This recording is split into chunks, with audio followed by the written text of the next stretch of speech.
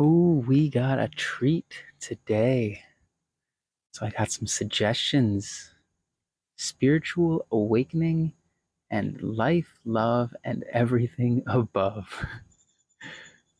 So we're going to weave those into something. And the first thing that comes to mind is Shiva. So while I was in India, I spent a lot of time actually talking with people about philosophy. I just wanted to understand the whole thing, It's a lot of stuff going on, a lot of different stories, and people telling me what they understand it as. I don't know, it's more fun than just reading about it or watching some YouTube video. So I just kind of probed the people to figure out, what they know about the culture and what they know about the philosophy behind the culture and the things they follow. And what I understand is that Shiva is the destroyer. Shiva exists in a group of three of like the big guys. Another one is called Vishnu, and that is like the multiverse itself.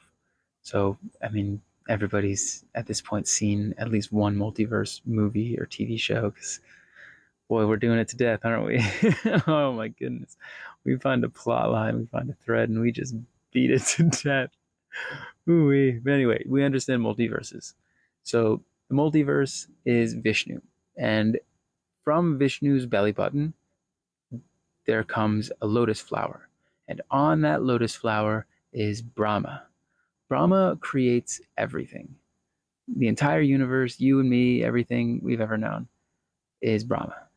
And at the end of this universe, Shiva will destroy it. And this idea I found kind of applies to more than just, the length of time of an entire universe. Because the mathematicians, they did their thing. They got all sorts of numbers over there. I'm not a big numbers guy. I'm more like, the vibes. And what I saw it as is a description of a thing that exists. So they say that these three are eternal. They're eternal gods, right? They exist throughout all time. Well, if the multiverse is the possibilities of what this world is, and then Brahma creates a world that is this world, and then Shiva destroys that world, then we're talking quantum physics in a way, where we have superposition. We have the position of energy is actually in all positions at the same time until the moment comes that we observe it, and now it exists in a thing. So like our observation of the universe is kind of like Brahma creating the universe around us, and then Shiva will destroy it because now a new observer will come in and observe the universe in a different way. So the idea is applied to, human lifespans. Maybe the math is applied to stars or whatever it might be. It can be applied to maybe moments in your life that last a few weeks or a few months. Maybe it's a singular moment of your day that will be a thing, it will be, and then it will be gone. Now there's room for a new thing to be. In that way, we kind of awaken to every single moment. If you want to use the word awaken to be, like consciously come into the next moment. Because, right, again, in a quantum physics perspective, all of the energy around us is in all of its positions until the observer comes in. And then that observer, it might be, existing on an organism, it exists for a moment, and then that observer that's on the organism disappears because now a new moment forms that has all of these things, including an organism, you, because you materialize as well. And every single moment there is an observer of you. So the spiritual awakening aspect of this is that the awareness of what you are can come very quickly, like awakening from a dream.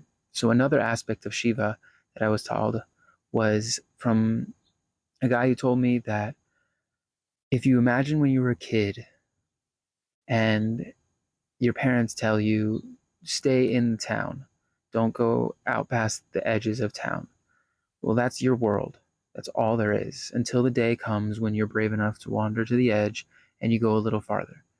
and you see that there's still world out there. What you understood to be the edge of all of your existence, well, that's not true. So now the bubble that was your town has popped in your mind. This thing that is all there is. Well, no, there's more because now you've been in the more. It's kind of like the Truman Show idea, where you can see that you have a bubble of what you're looking at. And once you leave, you know that you can never come back inside and just keep acting like that's all there is. And that's part of the spiritual awakening. A lot of times people get lonely, because it feels like we are seeing the world differently than how we think everybody else sees it. Yeah, and we don't necessarily give ourselves a lot of patience. I think that is why we have to remember that outside of the bubbles that we know to be all the truth, outside of our truths, outside of our safety, our comfort zone, there is still love. Right? Imagine you're in this little protected shell of what you feel is comfortable and normal and okay. And outside of it is a bunch of unknown. Well, if your shell were to pop as easily as a bubble around you, then that would be terrifying to let the unknown in, unless you believe that the unknown is love and that it will always be love. That no matter the group that you think you're part of, whether it's your family, your household, your team, your country, your species, we're animals that we're living. We're made of matter. We're made of energy at the end of the day. So however you want to see yourself, me and the squirrel are a lot more similar with each other than me and the tree. And we're both more similar than me and the rock. At least the tree, stuff's going on.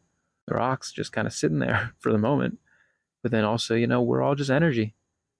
So seeing the bubble that I belong to, the larger one, and recognizing that it is still love. It's just peaceful space. It gets easier to exist, but it also gets easier to convince your friends to tag along with you on your philosophical journey as you maybe try to explain what it is you want to explain from your spiritual awakening. Shiva is the destroyer, and destroying is scary.